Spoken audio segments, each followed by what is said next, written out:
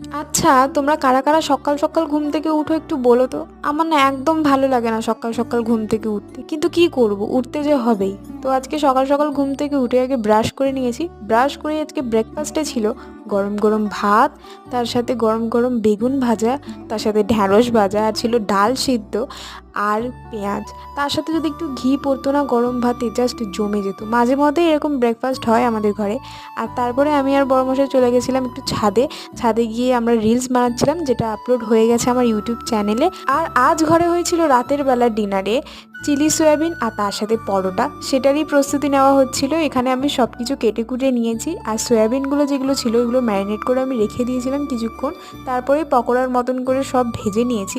আর তারপরেই আমি ময়দা নিয়ে এখানে বসে পড়েছি, ময়দাটা মাখবো পরোটা হবে বলে। আর ততক্ষণ তো সব ঠিকই ছিল, রান্নাও হয়ে গেল, খাওয়া দাওয়াও হয়ে গেল। বাট তারপরে মনে পড়লো যে আমি তো ভিডিও করতেই ভুলে গেছি।